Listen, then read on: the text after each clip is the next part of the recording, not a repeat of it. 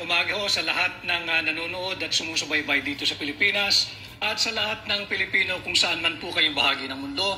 Good morning, Dr. Lorraine, at good morning, Ka Eric. Good morning, and thank sir. you for having me again in your program. Yes, sir. Una naming tanong sa iyo, your reaction doon sa sinasabi ng mga nag-o-observe na napupunta sa authoritarianismo, mga akto na dispotiko at mga hakbang na very symbolism ng isang open declaration ng martial law sa panahon ng tatay niya. Subalit ngayon, walang open declaration of martial law, but the operations and the modus operandi ay iniikutan ng batas, ginigipit ang karapatan ng mamamayan at hindi kinikilala ang saligang batas sa mga Bill of Rights. In essence, Ka Eric, ito yung ating pinaglalaban doon sa hakbang ng maisog.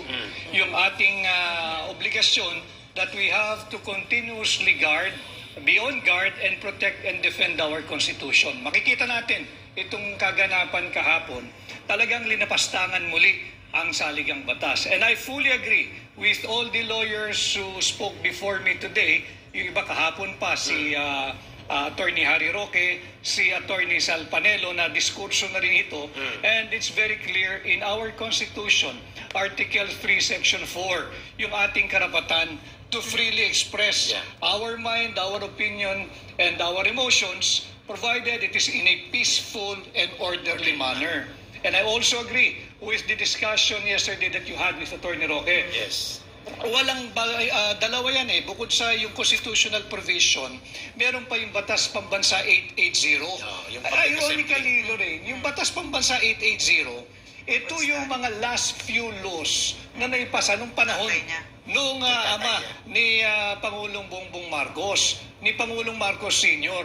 At ito yung Public Assembly Act. At doon nga nakalahad doon dalawang bagay kung ang pagdarausan ng isang payapang pagtitipon kagaya nung hakbang ng maisog kahapon sa Bustos, Bulacan, ay sa pribadong pag-aari o ari-arian, hindi kailangan ng permit mula sa LGU. Claro. Ang kinakailangan lang ay consent ng may-ari. At kung ito naman ay gaganapin sa Freedom Park, makagaya doon sa park sa Bustos, Bulacan o sa poblasyon o sa munisipyo, hindi rin kinakailangan ng permiso. Kinakailangan lang sabihan na sa ganitong araw ay may gaganapin kaming pagtitipon para nang sa ganon, if there is a need to reroute the traffic and provide contingent security, but even the PNP, they should be 100 meters away from the venue. Correct. And importanteng maibanggit ko lang ito, sapagkat yung ganitong uri ng panggigipit, yung mga nanunungkulan ngayon sa administrasyon, yung mga siguro nagpapayo ng hindi tama kay Pangulong Bongbong Marcos, pakinggan po ninyo ito. Noong taong 2021, nung kami ay simulang umikot ni Den BBM o ni Bongbong Marcos, pandemic pa yan. Yes. We are observing in other areas all over the Philippines, yung ECQ, MCQ, GCQ. Tama. And I can say this now. We have violated many ECQs, many MCQs. Dahil pagpunta namin sa lugar, we conduct a COVID-19 style of campaigning.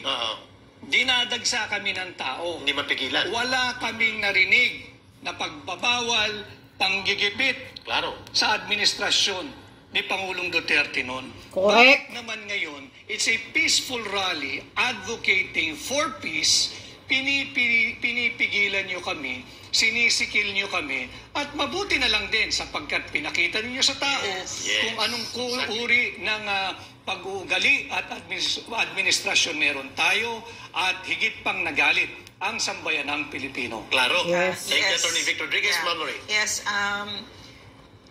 What are they thinking? I mean, seriously, what kind of caliber? You've had a very unique position, no, in that you know these people, di ba? So, is this the handiwork of Bongbong Marcos? I mean, because this decision, itong panggigipit na ito, very brazen, with impunity, very shameless, no? You're very strong-armed talaga ito. Somebody ought to have said to them, no, na, guys, let's not do that kasi nakakahiya. Bill of Rights yan. But apparently, they're surrounded nga by people who just go them on. So, my question to you, ES, what kind of thinking is going on? Is this his handiwork? who is behind all of this? Well, I You think? They have spiraled down and spiraling down continuously. Hindi na nila Because maawat. it's such an egregious decision. Hindi na nila maawat yung sunod-sunod na kapalpakang kanilang ginagawa. Yes, Dahil I'm nga sorry, gusto yeah. nilang pagtakpan Yeah. yung marami nilang pagkukulang. I think, Doc Lorraine at ka Eric, Yes, sir. ang isang kinakatakutan kaya pinigilan din yung rally kahapon Yes. ay baka ipalabas yung video na ipinakita ni Maharlika. Maharlika. And I think that's one reason. Which video is this? Yung Yes, just to be clear. regarding the extraction Yung kidnapping. or kidnapping. Sa kung ano Turkey. Yung mukha ni Lisa, the one, the doon, video sa talaga. Turkey. Yes. Sa Turkey. I think that's Mukhang one of the nadagsahin ng tao yung rally kahapon. Yes, that's one of the many reasons apart from yung drugs na biggest drug hold daw Yes. noon sa Batangas. So ang dami nilang pagtatakip. Yeah. The knee-jerk reaction was don't provide them a venue Yes. so that they will not have a platform na ipalabas ito at lalong madiskubre ng tao yung kung ano ang mga maraming kamalian at paglalabis, pagmamalabis na ginagawa ng kasalukuyang gobyerno. Klaro. So they really actually think that they can get away with this, ES? Ako, kagaya nung supposedly PR stunt na pag-interview doon sa last week, ako'y Yes. natuwa. Maganda na rin na pinigil ninyo yung rally kahapon sapagkat pinakita ninyo kung anong uri maliwanag. ng gobyerno meron po ngayon. Exactly. Gobyerno ng aapi, kayo ho yung mga bagong mga aapi sa mga ordinaryong Pilipino. Klaro. And I would also Go like ahead. to Go ahead, commend Yes. the thought process and decision making Yes, of please. President Duterte. Yes. Doon mo makikita na he was very fatherly. President Duterte was very fatherly. Klaro. Yeah. Ayaw niyang may masasaktan, ayaw niyang magkiskisan yung mga provocateurs kasi nagpalabas na raw doon May sa mga ground. goons, may mga sanggano. May mga We have goons. received mga almost 300 ang naghanda ng tubo Yes. para magkagulo na parang dumayo yung mga rallyista at magkagulo sa Bulacan. Iyon ang ama ng Pilipino. Yun ang ama ng Republika ng Pilipinas. Yes. Through and through. And he decided, wag natin ituloy yan. Ayaw kung may masaktan, whether sa hanay ng mga hakbang ng maisog, the organizers, the attendees, or kahit yung mga pinakawalan nilang goons, ayaw niyang masasaktan. Good And point. that's very commendable. Yes. That's very PRRD. Yes. Yan. May And your desisyon. leader. Yeah. Yes. Attorney Vic, dugtungan ko yung tinatanong ni Ma'am Lorraine. Hindi po ito first time na ginawa.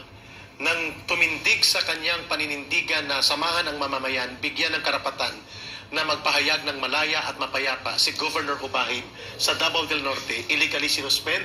Very whimsical and very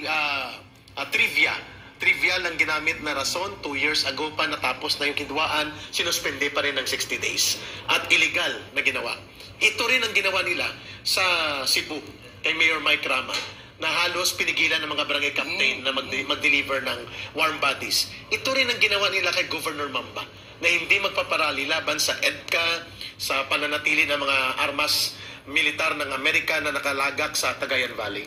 Tinatakot ng mga tao. At pati si Governor Mamba nakaambang na tanggalin through COMELEC operations. Ngayon, ang tanong ng taong bayan, Attorney Vic Rodriguez, handa ba ang mamamayang Pilipino? And you, who are now in the correct and righteous path of opposition in order to establish a true good government and righteous governance in our country, gaano kahanda ang mamamayang Pilipino na sagupain nila ang panunumbalik ng otoritarianismo na paghahari na nagkukubli sa pagbabait-baitan ng presidente, subalit ang kanyang alipores ay pinapakawalan niya, kagaya ng kanyang asawa at ng kanyang pinsan na grabe magmaniobra ng kapangyarihan. I think they have misread and continuously misreading the sentiment of the Filipino people.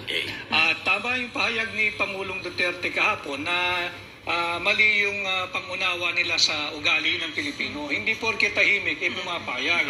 At nag-build up na yung galit ng sambayan ng Pilipino. At hindi makakalagpas yung inyong pagmamalabis. And the decision that they have been making, many decisions that they have made in the past, makikita mo may disconnect on what's actually happening outside of Malacanang, on what is really the clamor and sentiment of the Filipino people. Kaya kahapon, lumabas na naman yung sentimento na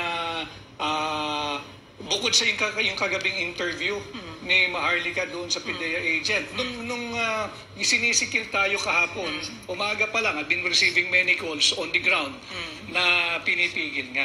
Yes. So doon mo makikita yung sentimento. Ay, sino ba nagdedesisyon? Desisyon pa ba yan nung may tamang pag-iisip o nasa tamang kaisipan? Nadagdagan pa uli nung interview nung gabi. Nung gabi. That's why what we have been discussing here for the last 2 weeks or 3 weeks now, Doc Lorraine, it has